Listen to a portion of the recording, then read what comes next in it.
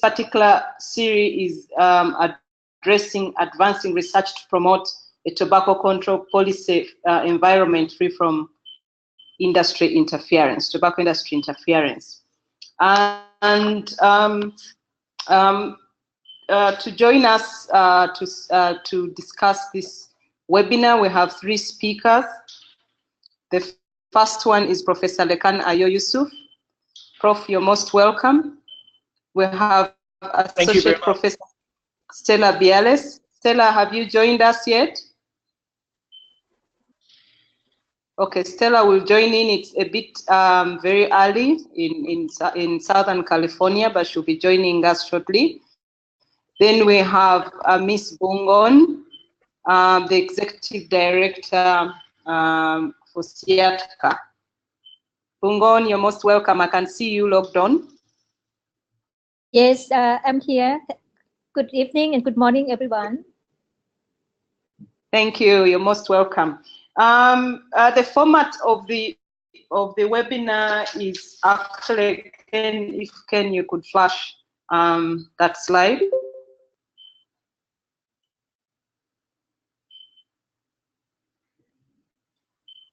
The format is the webinar will take exactly 1 hour.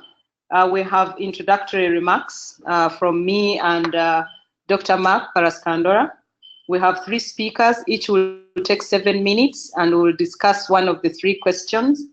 And then we shall have a discussion in the format of question and answer session, which will take 30 minutes, and then we'll have concluding remarks in the last 4 to 5 minutes. So unless there is any question, I'll be calling on Dr. Mark to give us introductory remarks. Okay, well, yeah, so good afternoon, everyone. This is Mark Paraskandola from National Cancer Institute at the National Institutes of Health in U.S., United States. So I just want to say briefly, yeah, we're glad to be partnering with the Center for Tobacco Control in Africa to help organize this series of training webinars on tobacco control topics. I think, you know, it's important. I'm sure as you all know already, the African region is one region where tobacco use is projected to increase over the next decade unless we take some major steps. So I think, you know, trainings like this, building capacity among those working in public health to address tobacco use are really important. So I guess we're hoping that this webinar series, you know, will help provide some information and context from global tobacco control experts, and we hope it'll be useful to the tobacco control community in Africa. And of course, with the World Conference coming up very soon in South Africa, I think it's a great time, especially to be focusing on what we can do around tobacco control in Africa. And of course, the topic of tobacco industry interference, as we know, is so important, especially on the continent, as, you know, one of the major, possibly the major obstacle to making progress in tobacco control. So, you know, I think what we'll hear from the speakers today will be really useful, and look forward to the discussion. So I thank you everyone for your participation, and I'll you know, turn it back to Kellen to get us started.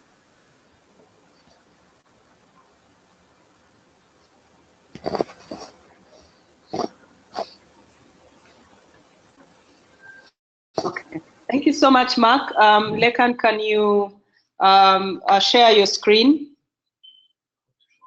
Because they're going to place the slide so that we can, Ken can be able to, I can see the slides. Prof. Lekan, can you share your screen? Okay, okay.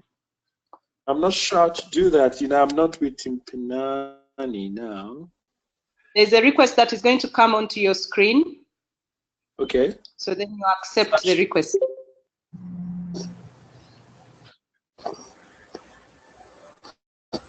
In the meantime, Stella, are you logged on? Let me, yes, I'm here. Oh, lovely. Good to hear from you, Stella. So I don't know whether you were logged on when I was giving the intro bits. Yeah. There are 3 speakers. Yes. So you're going to be, Dr. Stella, you're going to take the first question, Okay. which is how can tobacco control implementers better understand the industry, the tobacco industry, and we're going to share the screen for the slides. Right. Are these the same slides as before? We all sharing the same slide set, right? Yes, because yes, Stella, and Okay. the question you're referring to are the first 4 Okay. slides. Do you want me to get started? I don't see any slides right now. Okay, Ken is sharing. Just in a few seconds, you should be able to see. Okay. It was there before and then it disappeared.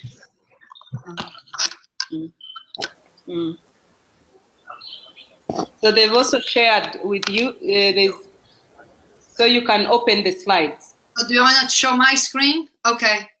Yes. We download. Thank you. Okay, I'm doing it right now. I thought you'd be controlling the slides, not us. Okay. So show my screen. Everybody see it now? Yes. Loading. Yes. It's loading. Ah, lovely. We've seen it.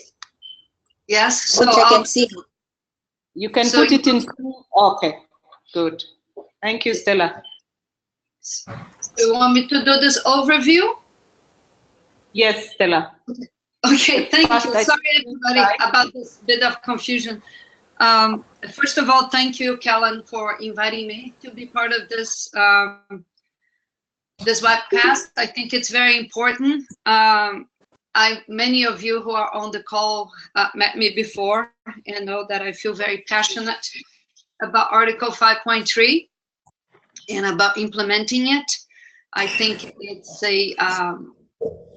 an article that has been overlooked, but I think there has been some momentum now, and I think we are finally going to be able to do that. Is everybody still able to see my screen? It keeps moving around. We are seeing. Yes. Okay.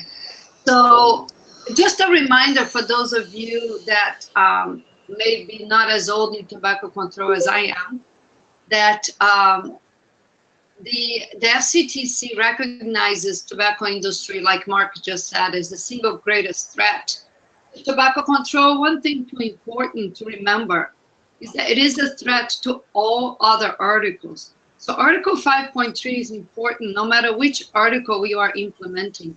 As we know from history, if you're trying to go smoke-free, the industry is going to try to attack that.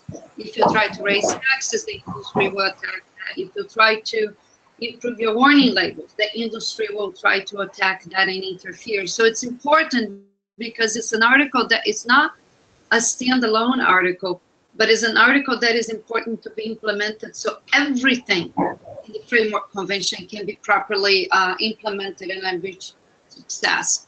This slide is just really to remind us that it's at least in 2 parts of the FCTC, the parties were very obvious in highlighting the role of the industry.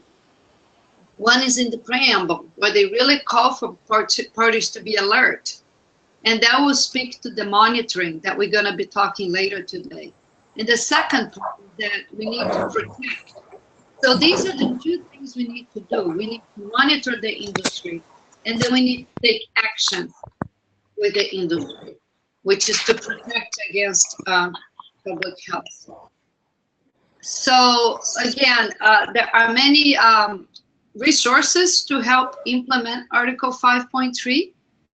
And some of them are, of course, the guideline, which is the implementing guidance of all the different things governments could do to do this protection, to do this monitor, and to do the protection, to really do what is required to do, to be alert and to protect.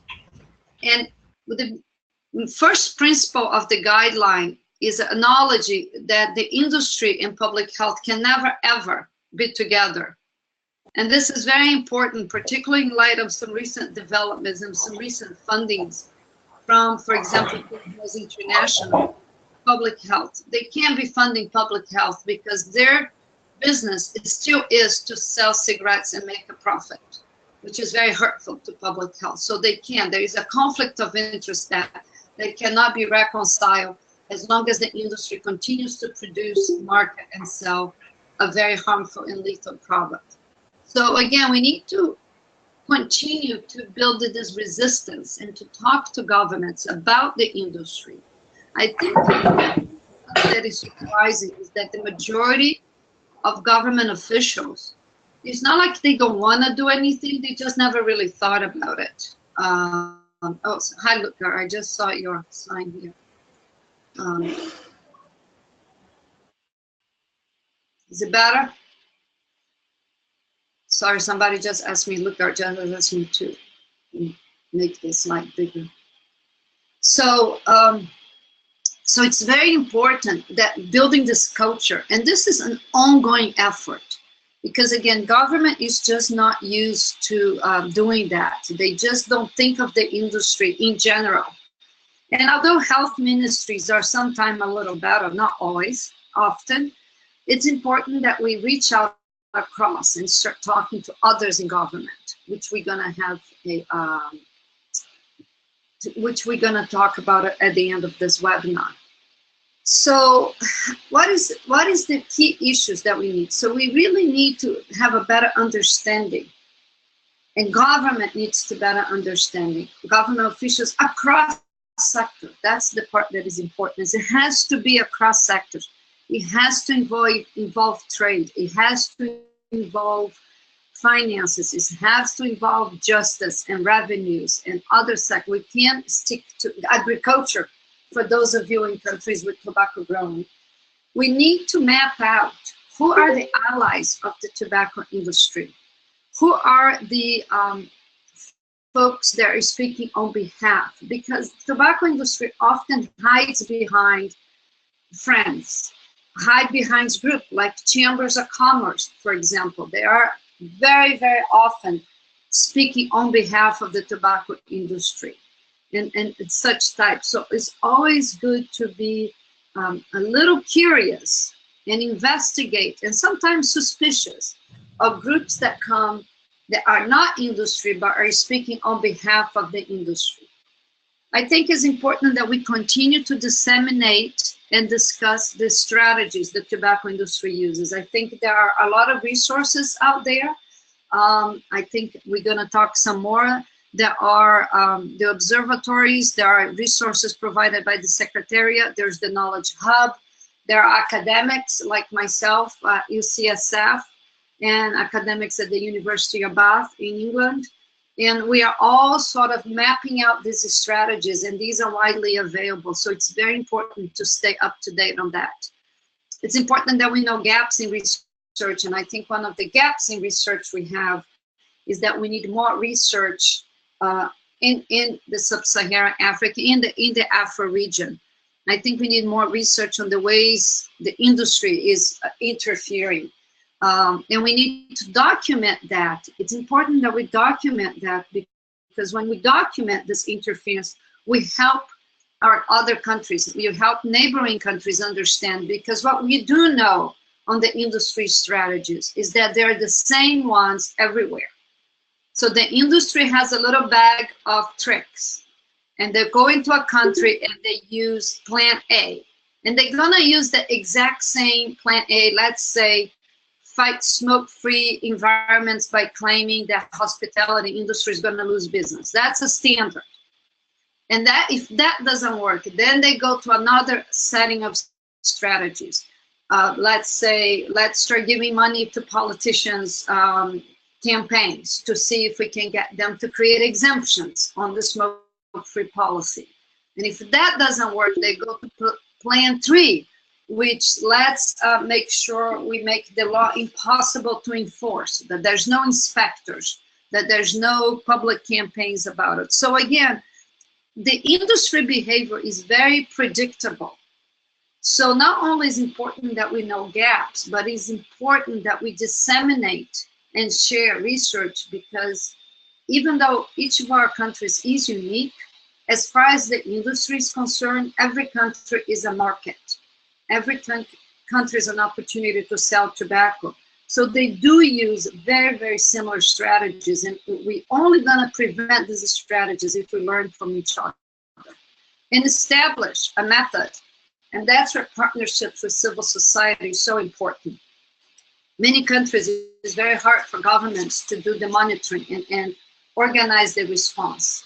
But you can partner with civil society organizations. It's not impossible in our countries where the government is in charge of doing the industry monitoring. But it's very important that you partner with civil society organizations, because civil society organizations is really well equipped to do that, to do the monitoring, to help us do the country. And again, when we're establishing a campaign to do the country, it's important that we reach out to our friends, because there are a lot of resources. And so I think reaching out, for example, to Callan at the CTCA or others at the CTCA, it's very important. And Callan can either provide an answer, or she can contact any one of us that could help you provide an answer.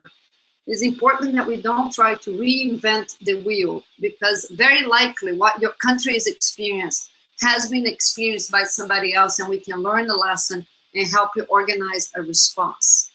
And I think this was all that I had. Thank you very much. We do have questions at the end, I believe. Thank you so much, Stella. Now let me invite Professor Lekan to take over on the second question. Prof, you're most welcome. Can you see the slides on your computer? I can. Let me see if I can. Yes, I'm supposed to download. Yes, yeah, you download and then you share the screen.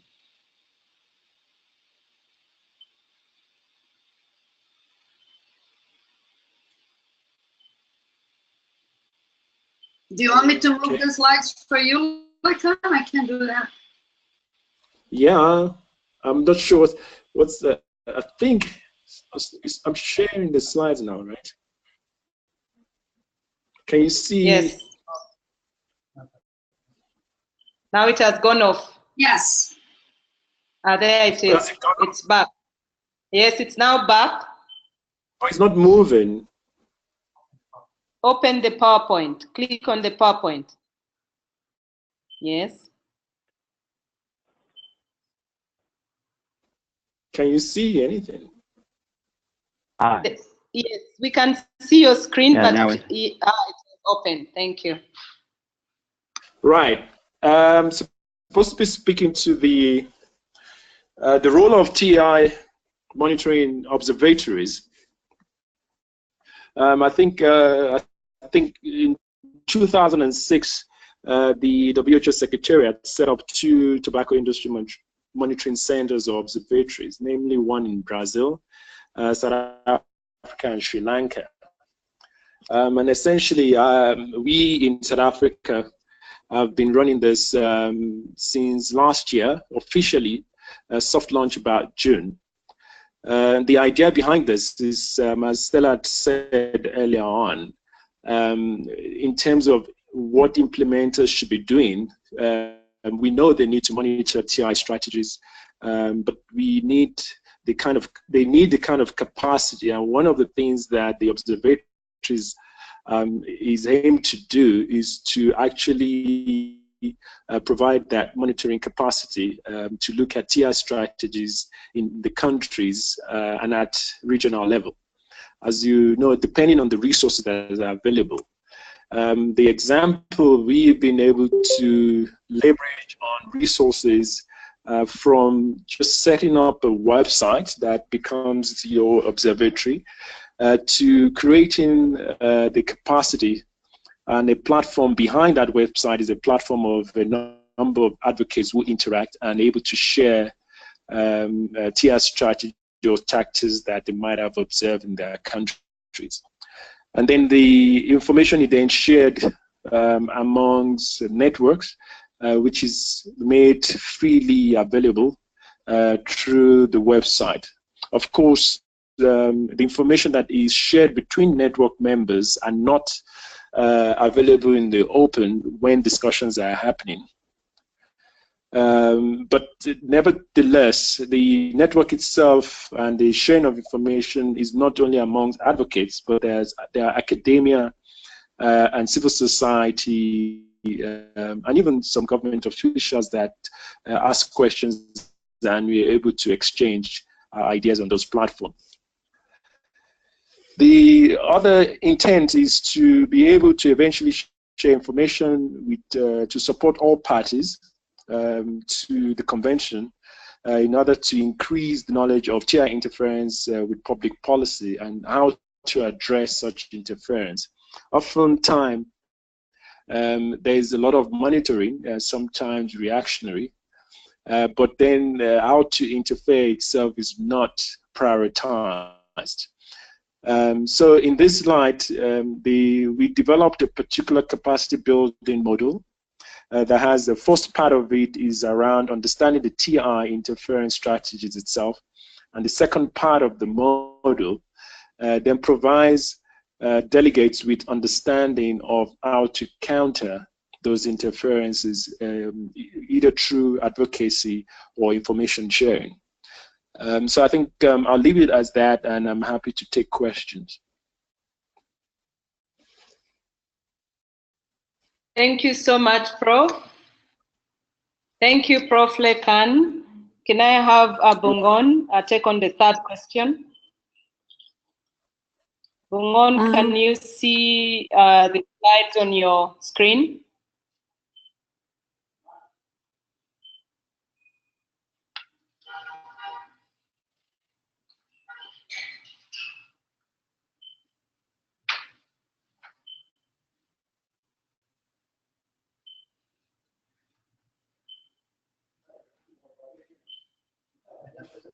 Bungon? Okay. Can you hear me? Yes, we can Hello? hear you. Okay. Yes, we can hear you. Okay. Can you see my screen now? Not yet.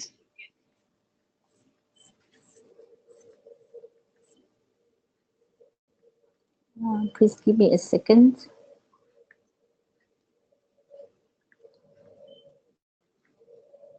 Okay. You see it? Not yet. Hello? Hi. Hello? Not Yes. yet. We can't see the screen yet. Try again.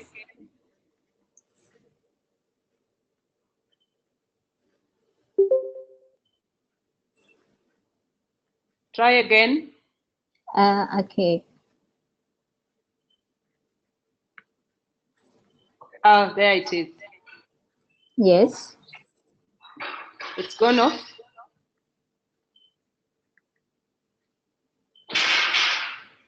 Yes. Can you see it now? Yes, it's okay. Okay. Thank you. Okay. Okay. It's, thank you for inviting me to join this webinar. I'm speak on behalf of two organizations here. The first one is as the Global Center for Good Governance in Tobacco Control, in short GTTC, and also as SETCA, or Southeast Asia Tobacco Control Alliance. But I think that for this webinars, I'm under the GTTC's, wearing the GTTC hat. And the reason is because GTTC, or the Global Center, has recently appointed by the Convention Secretariat to be the knowledge hub on Article 5.3. So some background for everyone on this knowledge hub, and that is in November last year at COP7 in India. There is a COP decisions under Article 5.3 that there is a request to the Secretariat to establish another knowledge hub which focusing on Article 5.3. As Stella mentions earlier, that Article 5.3 is the backbone of FCTC because it's cut across all articles, as you already aware. But according to the COP report and also all the paper or report that we are discussing during the past 5-10 years after FCTC become into force. There is a clear evidence that Article 5.3 is left behind in many parties because of the aggressive tobacco industry interference, but also because it is a tough issue that need whole government approach and as well as civil society participation. So at COP7 in India, after COP7, the convention secretariat then together with the Ministry of Health Thailand proposed to the convention secretariat that GTTCs become the knowledge hub, and after some discussions, so in November 2007, last year, the COP is 2016, right? So last year in November 2017, then the secretaries announced and agree, and the MOU already signed with GTTC and the convention secretariat that we act or serve as the knowledge hub for Article 5.3.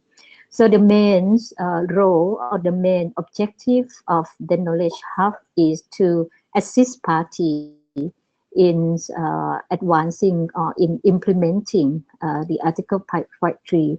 We have three main program strategies. The first one is the knowledge management. As Stella and Professor Lakan mentioned that actually the work on Article 5.3 have been started since FCTC become into force, and then after we adopt the FCTC Article 5.3 guideline. So some good work have already been done by many parties. Some party have done comprehensive, but many party have implement partially on some recommendations by the FCTC Article 5.3 guideline. As in the last slide that you might see that the 8 recommendations of the Article 5.3 guideline. But we know that there are still a lot of work need to be done. So our first program strategy is to compile and document lesson learned, both the good practice and also challenge and way forward in advancing the FCTC implementations using Article 5.3 guideline. The second, and then also under this part, we already have a platform, the website to share these informations. So if you click visit the UN Tobacco Control.org website, which is the platform that for all the knowledge hub by the Framework Convention Secretariat. So knowledge hub on Article 5.3 is already there together with other knowledge hub like knowledge hub on Article 6 text by the Cape Town University, by McCabe Center, and also by others on other article. So this is the platform that we already started since January this year. And also another platform is that the GTTC.world, it is our website that we already compiled all the information and best practice from country, including report, toolkits that have been done by many organizations on this issue. So our second program strategy is capacity building for parties. We are now developing a kind of course as well as the training material. So in end of this February, we together with Emerald Regions organize a workshop for Emerald Country on Article 5.3. So it is a 2.5 day workshop focusing mainly on the Article 5.3. So there will be training workshop and hand-on sessions, for example, in developing code of conduct for country, that code of conduct is applicable or is practical for their country context, or banning CSR, which is required under Article 5.3 guideline, or discuss about measure in terms of transparency interaction with tobacco industry, as well as tobacco industry monitoring. That is very critical or crucial evidence to move this forward. Stella will also be with us in Lebanon's end of February. So this is some example that's activity that we are working closely with Convention Secretariat, the Visual Regional Office, as well as country or civil society that are interested or working mainly on this part. We also plan for technical assistance if requested by party. We will soon develop a system that country can make a request, either online assistance, or if country needs consultation meeting at the country level. So we are mobilizing the support from other partner, and we already got the support from Thai Health Promotion Fund to run this technical assistance, especially for country in the ASEAN regions. So I do hope that in the future there will be more possibility that the Knowledge Hub can also work closely with African government as well as the civil society in Africa to enhance the capacities and share lesson learned deeply on in this matter. The third part that we are working on is on global collaborations, and this is with related to COP's decisions, as well as with other international agencies like UNDP or others agency that work on the global issue. So this is to enhance the global environment as well as measure relevant to the good governance on tobacco control, and also to utilize the global collaboration to support country initiative as well. So these are briefly the GGTC on Knowledge Hub on 5.3 program strategy for our first 2 months that we have recently appointed by the Convention Secretaries at the Knowledge Hub.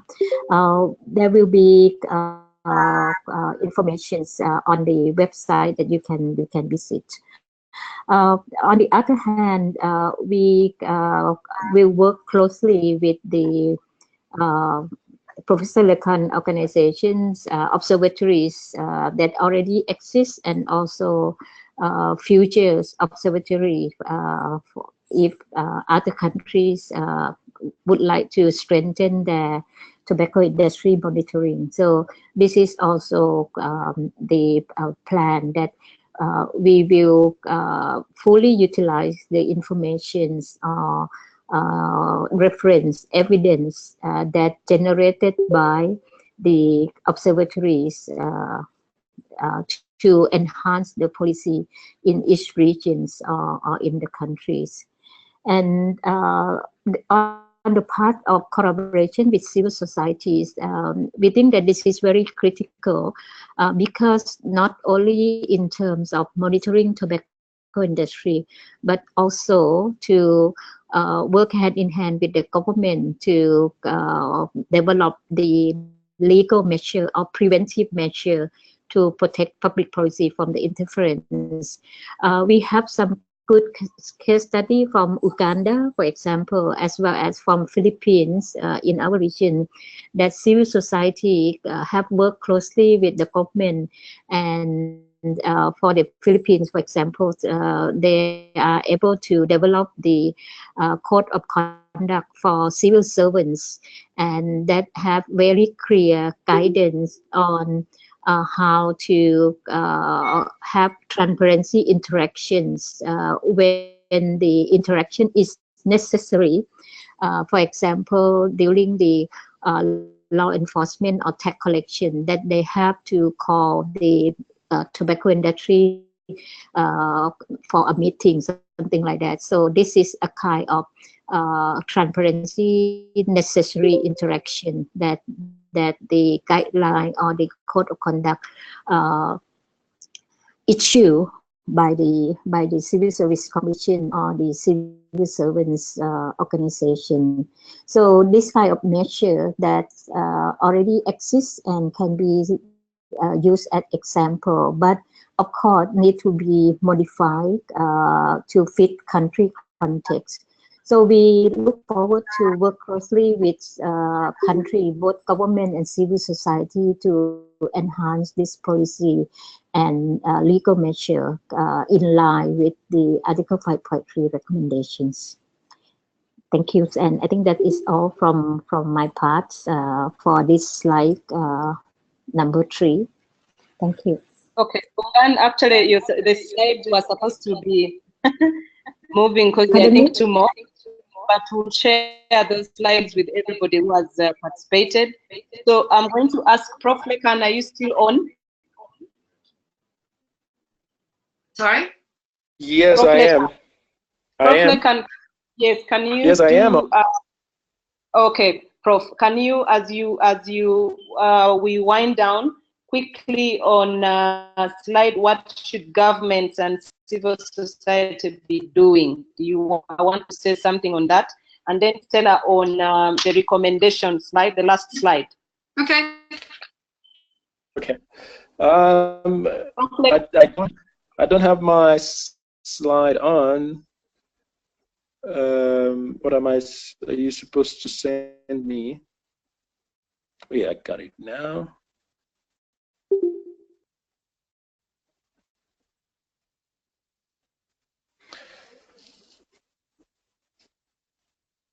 Can you see?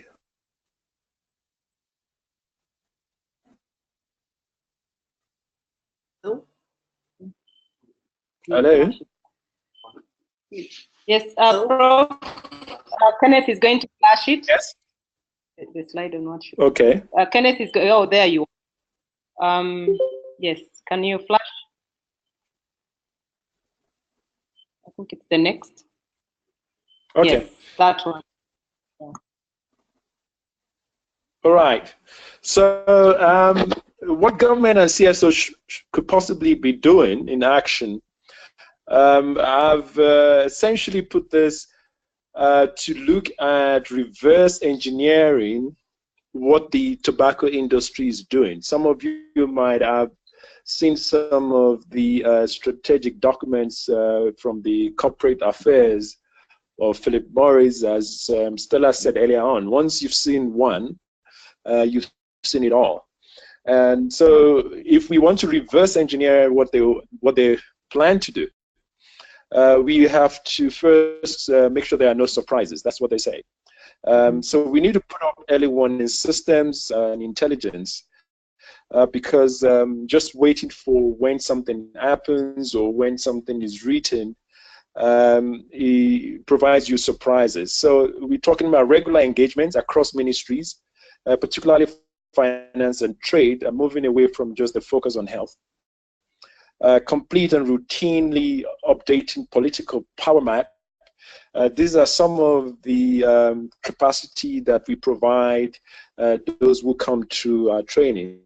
And then, of course, it's important that we focus on due diligence on COP delegates, because the industry particularly pays attention to COP and ensures that they have people at COP, particularly making sure that they have people from finance and trade in the name of a balanced delegation to COP.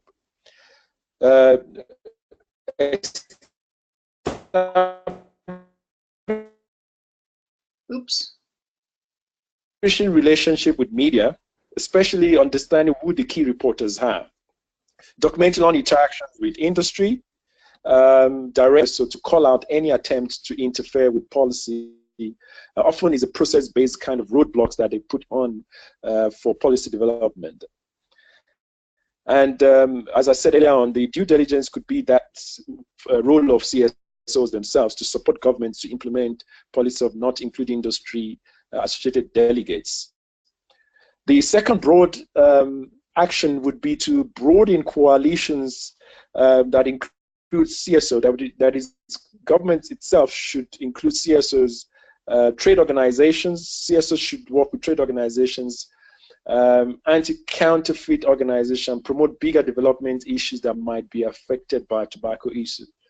The idea is to promote the bigger issues, and currently the effect of tobacco on development is the bigger issue, and that should be a focus.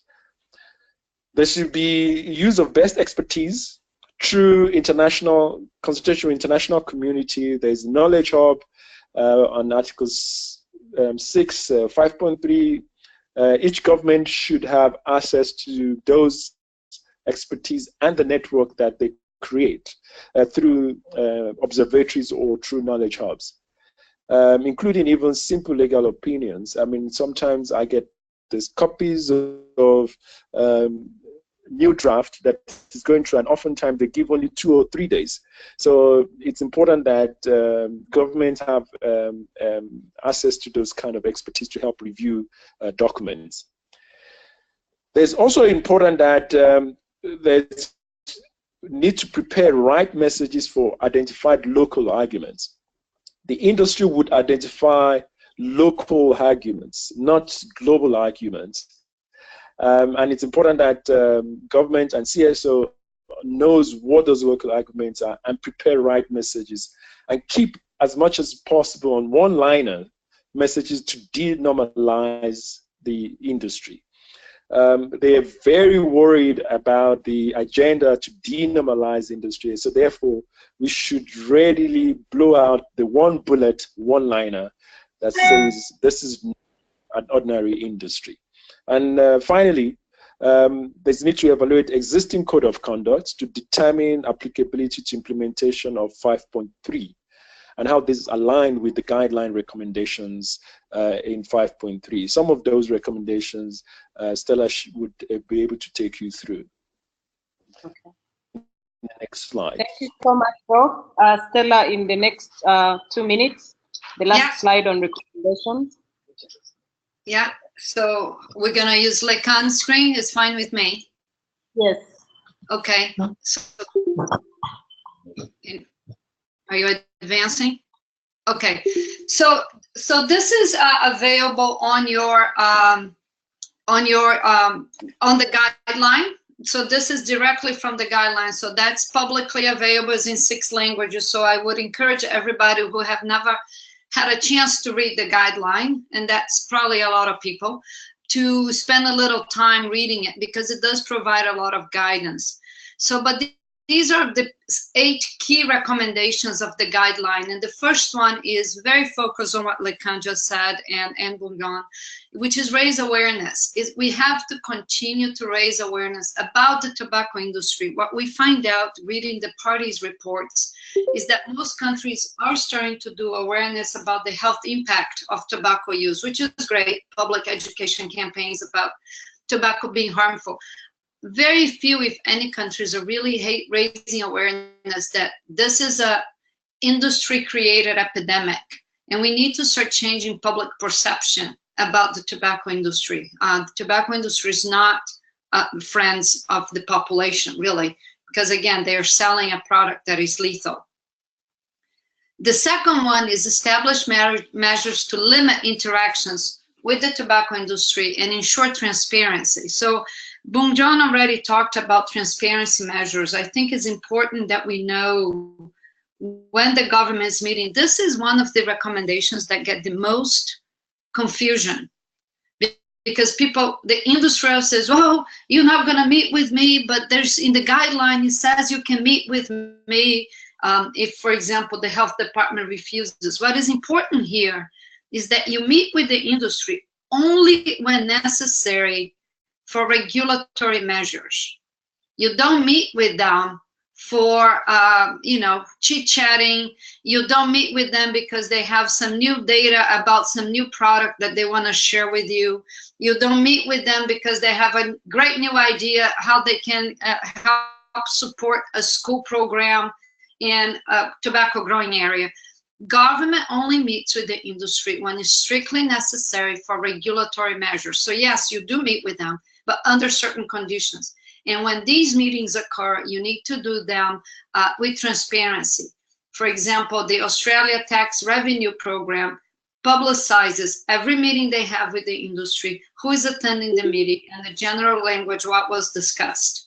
Sometimes they can't discuss a lot of details because of industry protection laws, but you know what's happening. So again, you meet, but you be transparent.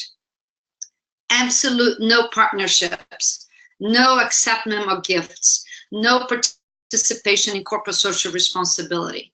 You avoid conflict of interest for government. For example, you make sure that none of your commissions, none of your committees, none of your government officials are also have an interest in protecting industry. So no tobacco executives, of course, but no front groups. We having issues now with tobacco control coalitions or tobacco control boards, including, for example, the Manufacturers Association of the country. But these are tobacco industry representatives, and that should not be included. We should demand that the industry give us more information. They give us very little information other than generic how much they pay in tax, which government revenue collects. We don't know how much spent on marketing, what brands they are marketing, what is the target audience of this marketing. We need to continue to denormalize the industry and either ban or severely and strictly regulate those so-called corporate social responsibility, because this is a ploy of the industry to really get into a frame of mind that they are good partners in tobacco control, and they're not. And again, don't give them preferential treatment. We see a lot of countries that still give the industry things such as tax holidays or tax breaks, or if you come and build a manufacturing here in my country, you don't have to pay taxes for 5 years. The industry in general, revenues is larger than the gross national product of dozens of countries. Trust me, the last thing the industry need is for countries to give them more money. They take enough money from governments as it is. And the last one, depending on the country, is that a state-owned tobacco product is as harmful as a commercial, non-state-owned, privately produced tobacco. So just because you may have a state government interest in the tobacco industry doesn't mean you should treat them differently. And that gives us 15 minutes for questions. Thank you very much.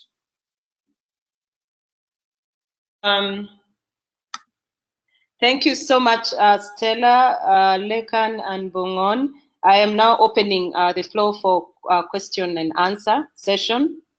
Kindly unmute, give us your name, the organization quickly in a few seconds, and then your question.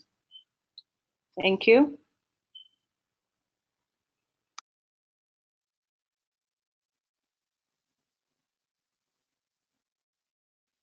Whoever is ready, please go. We didn't get in questions on the chat. I think people want to ask in their questions live. So please, when you're ready, unmute and ask. Thank you. Yeah, can I just make a brief comment? This is Mark Periscindola from NCI. just want to note, to pick up on Stella's comment about interacting with the industry on in a regulatory context. Just this week, or last week, the U.S. FDA had a public meeting where they were reviewing data that Philip Morris had presented on a new modified cigarette product, and they want to be able to make certain claims about it. And the panel ruled, in fact, that the evidence was not sufficient for them to be able to claim their product was any less harmful than a regular cigarette. But I think it was an interesting example of this is a very controlled context in which the industry was allowed to present their information, but within a very controlled context. So it's an interesting example. I think that the meeting is up on the web if people are interested in looking at that. Thank you, Mark. Any other? Can we listen in from the other team members? Hello, my name is Dorcas Kiptui from Kenya. Hello? Yes, hi Dorcas. Yes, Dorcas, go ahead. I just have I don't have a question. I have several comments. First of all, to thank CTCA and the presenters for this meeting. I think it is very important, and more is encouraged in the future. I will just make a few comments that maybe I was hoping in this presentation to see exactly the resources that are available. For example, links to some places where we can get resources to support the work that we do, and also where we can get financial and technical contact people, the names, for example, the organizations, for example, their websites, some link or some list of people, resources that are available. Secondly, I also was hoping to see an update on what the hubs are doing in the region and beyond, also to see what they are doing and what resources they have that we can tap into to be able to read through, because it was very hard to read the slide while listening to what was not being shown on the slide. And also I was hoping to see maybe in future we can have a slide with an update on current tobacco industry interference events. For example, at the moment, my biggest concern is what the Smoke-Free Foundation is doing and where, so that we are not caught by surprise. And also, for example, in the East Africa region, we have recently there was one of the countries that lost on tobacco taxation for this financial year because of the tobacco industry interference in the EAC region. So some of these things will help us to prepare where it has not happened, and also it can help us know what people have done to counter the measures to counter these tobacco industry interference activities in the countries or in the regions. Lastly, I would like to just highlight that there is a lot of focus on tobacco industry, what we can do on government officials or governments can do. But at the moment, I worry so much about the civil society, where there is no due diligence, there is no declaration of conflict of interest. The civil society is growing so fast, but we do not know where these organizations or individuals are coming from or what their interests are. There's nothing to regulate them. And also, sometimes I think even now as we sit in this meeting, we do not know who is listening or who is, I see some names I don't know. I hope that we can be able to verify each other within countries and regions, so that we don't have people listening on to our strategies or even learning what we are doing, and therefore they can counter, the industry can counter what we try to do in future. Thank you very much. Thank you, Dorcas. Very interesting points there, and we will try and address those. Let's get another set, and then we can address those. The speakers will be able to address those, including the organizers. Hello. Yeah. Yes, Rutgard, go ahead. Yeah, this is Rutgard. Good afternoon, everybody, and thanks for this presentation. I think I have 2 points. Number one is getting information from the tobacco industry. How do you force the industry to give you information? For those of you who have managed, because that has been a very difficult issue for us here. Even if you go to government, of course, you cannot get to them to force them to give you information, unless if you're talking about countries that have laws to force the industry to give information. Now, as for me, I don't see how I can force them to give me the information that I want. I was also thinking, because you mentioned at the beginning that the industry's tactics are like the same everywhere, and I was imagining whether the convention secretariat can make concrete support plans for countries that are more vulnerable to tobacco industry interference. And these, of course, are known, mine being topmost, maybe, if it's possible. Doc has talked about resources. I'm trying to address something like that. Thank you. Thank you very much, Dorcas, Lutgard, and Mark. Can I start with the Prof. Lekan? Prof. Lekan? Hello? Yes, Prof. Lekan, could you try and address some of the questions that have been raised, and then we'll follow up with Bungon and then Stella.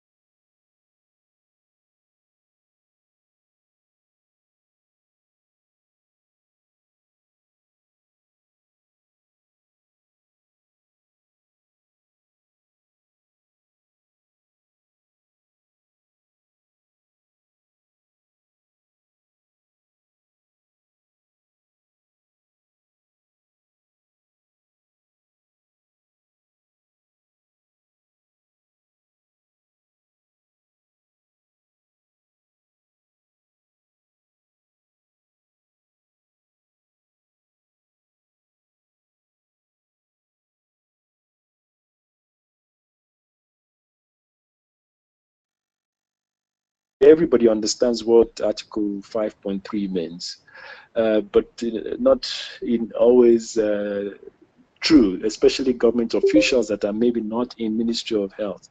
So we provide those basic definition on the website as we collect information from countries. In terms of getting industry information, it will obviously not always come from industry itself. Like, for example, in the program, we teach people where potential resources could come from. It could be from your intellectual property website. If you can do a search, you might be able to find something on intellectual property and trademarks, on tobacco. Just put a tobacco into it. You might find that they're actually already lodging a patent on tobacco package and trademark and things like that. That kind of gives you some intelligence. You may also have legal repository or database where court cases are filed. Sometimes it's not obvious. It's between two tobacco companies that are kind of fighting on either trademark or something, and then they will have to have full disposition. And you may be able to follow the argument and the kind of, because they have to, under oath, make declaration. So the kind of sources of information are not just, going to industry, but, trying to make sure that you use those publicly available sources. I'm sure every country, I've just checked Tanzania, Aripo, there are trademark patents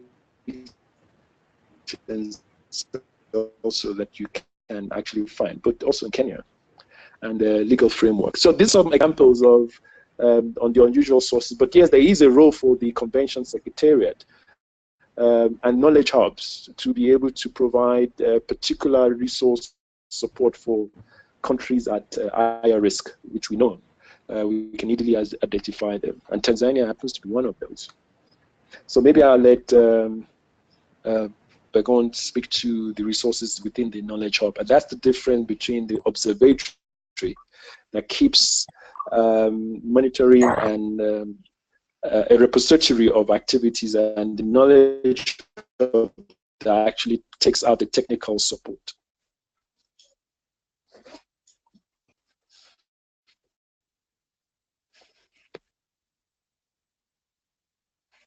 Colin, can I continue from Prof. Rekan?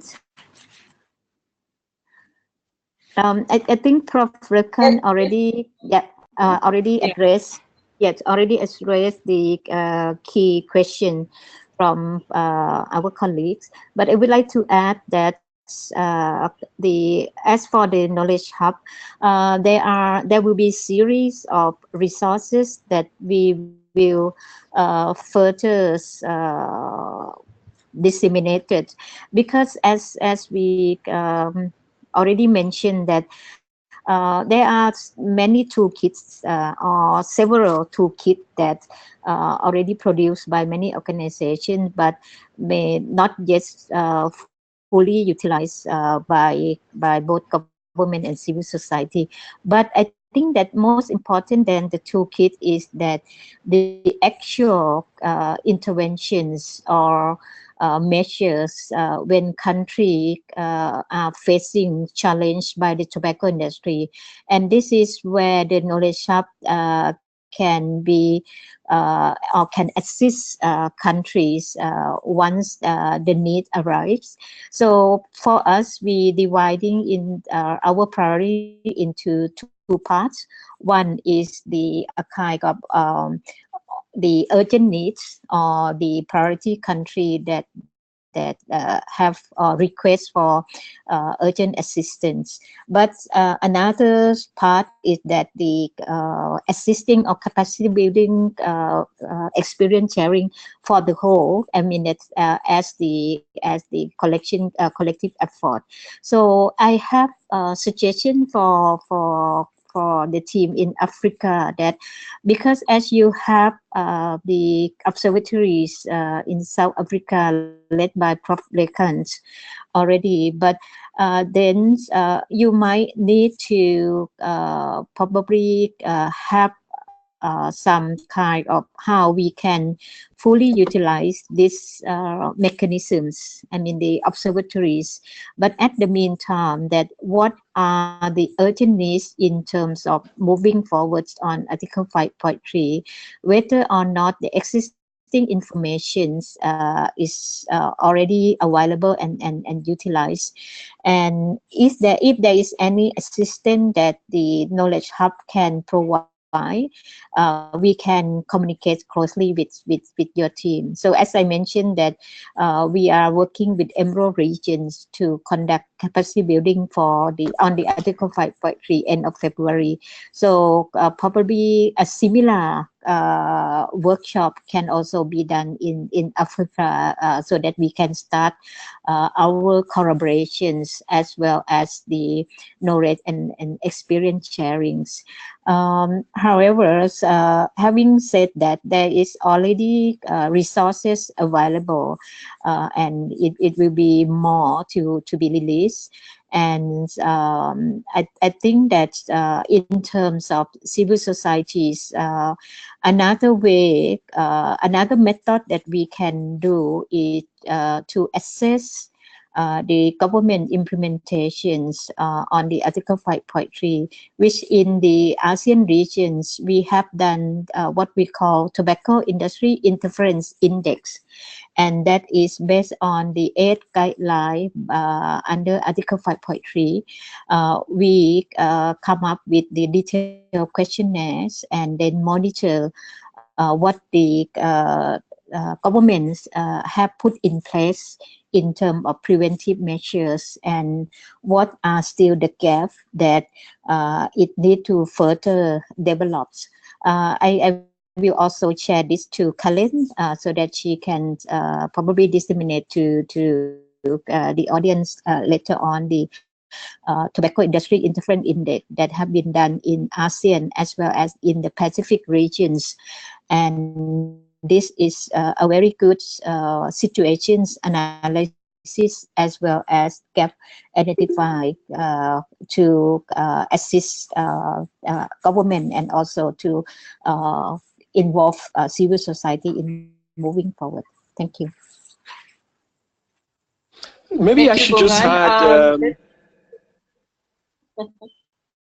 I'm going to ask Prof. Lekan actually. If you share my screen, just for our colleagues in Tanzania, like I said, I just quickly looked at the intellectual property site and I put tobacco in the patent search. You quickly find in 2006, the BAT had registered the breakable capsule and they had registered a pre-packed capsule for hookah, to smoke hookah. So that would have allowed you, that kind of, 11 years ago, that this is about to happen in terms of monitoring industry. So this is an example of the kind of resources or sources of information that you don't have to go to industry. And like I said, we've used this quite a bit to. Oh, are you able to see? No, I can't see anything. Oh, sorry, I lost internet for a while, so I'm going to go. Can you, I'm back on internet now. Yes, let me see. We are not yet there, Prof. Okay. Your screen is not yet on, Prof. Oh, let's see. Is it not on now? No. No. I can see the. Ken says your laptop is not connected to internet, right? Are you using the phone, Prof? Oh, I see. It seemed like it went to what do you call it now? Air flight mode. Oh. I don't know. How do I change it from there? Ken, how do I change it from there? Just switch off flight mode and go into Wi-Fi. Oh yes, and I got it. Thank you.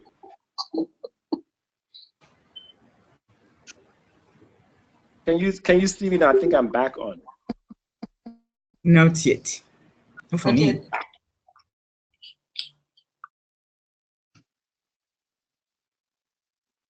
You're not yet there, Prof. Okay. Then now, okay. Oh, there Okay. we are. Okay.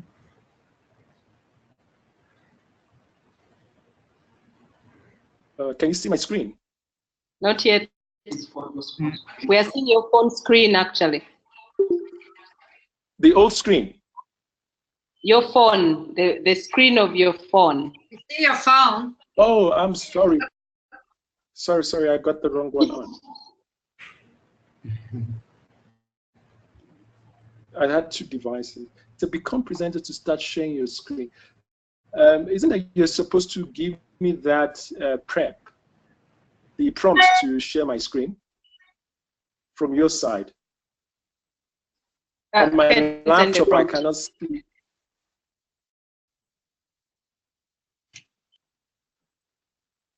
Prof, which name are you using?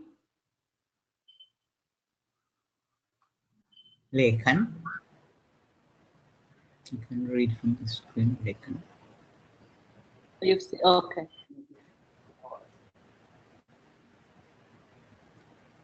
Mm-hmm. We're not getting you. Okay, come. Great.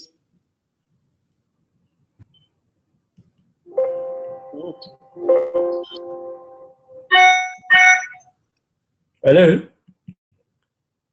Yes, we are seeing a blank screen back. I'm not. I'm not sure what to do, but anyhow,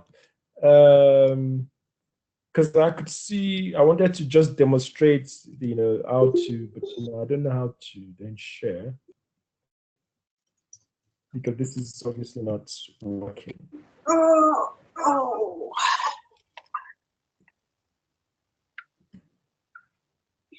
The old screen I have is what is here, and it's not. It's currently not active. It's not changing. It's not moving. But yeah, I think somebody else could then go on. Okay. So I can send the link. I can send the link to the search for our colleagues to be able to search information. Send the link, then can log it on. Can log on the link later. Stella, could you please come on? Yes, hi. I'm going crazy here on the chat. So I think I said, because I was worried about the time, I didn't know what time we needed to hang up. So as far as resources, I think that will be easy to address and share. Some of the industry information, where to get that when there's no legislation or regulatory measures or court cases. There's a lot of information, actually, if you just spend a little time looking at the industry-owned materials. They love to brag, and it's unbelievable if you read between the lines how much information you can get as far as their own promotions and press releases and reports. So I think there are sources, and I just mentioned that maybe Lekhan can share some of the materials we have shared with the workshop. I think the last thing I just want to address that wasn't addressed, I already talked on the chat about the issue of due diligence for civil society. I think if a government has due diligence, it's for everybody. For example, every WHO meeting, I have to complete a conflict of interest form because I'm a consultant. And everybody who is a consultant for WHO meeting completes a conflict of interest form, regardless how much they know me, how long I've been working there, or how much services I have provided. So I think implementing this sort of measure that in every meeting, everybody, even your friends, even people just make it a standard that everybody completes a disclosure of interest form, so you know who is who, because there could be those civil society groups that are actually industry funded or industry related. And we don't know, and it's the history, the industry has a history of creating those groups. And very briefly, just on the Foundation for Smoke-Free World, they have yet to announce their list of grantees. So I think there's a lot of us monitoring this. I would encourage everybody to check back on the Tobacco Tactics website.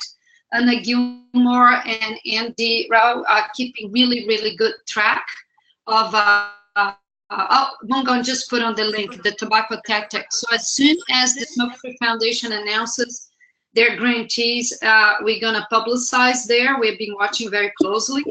I think for Sub-Saharan Africa, for Afro-region, a big concern is their allegedly effort to work on Article 17.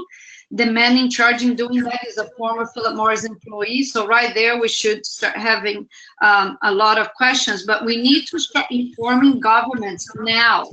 We need to reach out to agriculture ministries, Ministry of Agricultural Development now, as far as the foundation and their work on Article 17. We have been publicizing a lot about their work on the heat not burn and other so-called less harm products, which is bogus. But I think it's very important that their work, or their allegedly work on Article 17, has not received attention. And I think for Afro, it's a very, very important to be very alert and be proactive. So I would recommend that the discussions with ministers of agriculture start now about why we don't want somebody who used to work for Philip Morris to be the ones in charge of implementing Article 17. So sorry for rushing. I realize we are out of time. Yes. Thank you so much, Stella, Bungon, and Prof. Lekan, and Mark.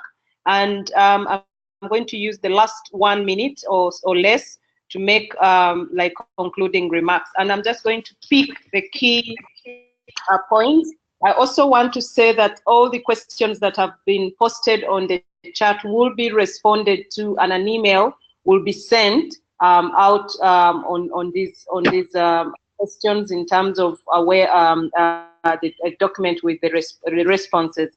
And I just want to summarize the key things or issues that have been raised.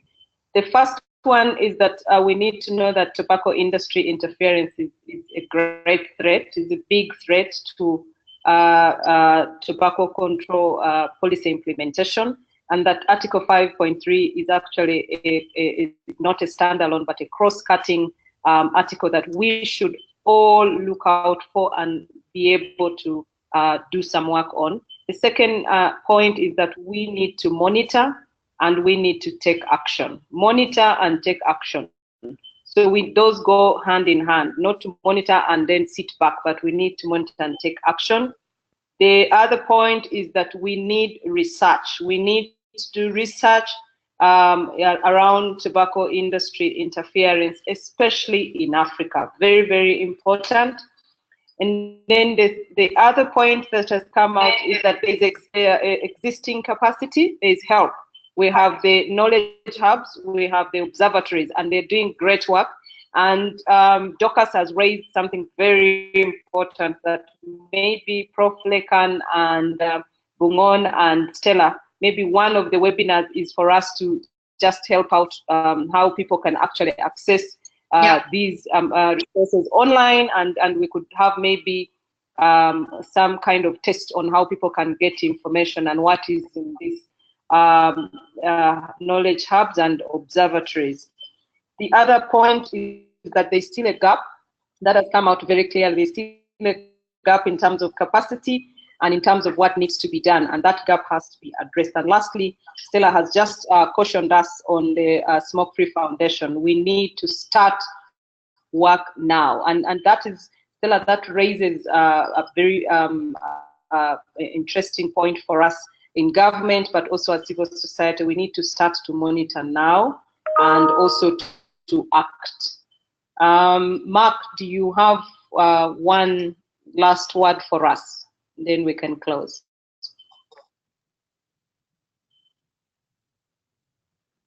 Mark?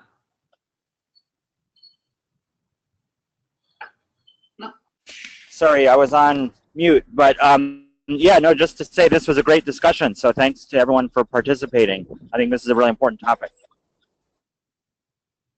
Thank you, Mark. Thank you, everybody, for your time. And just an announcement, we have another webinar coming on tomorrow for the French. And then for the February webinar, we are going to speak to the World Conference on Tobacco or Health and its importance for the African continent. Thank you, everyone, and talk to you in February. Goodbye. All right, look forward to see you all in Cape Town. See you all in Cape Town. With quick showers, remember. Yes. Just make sure you shower before you come through. Yes, see you all in Cape Town. We bring our water.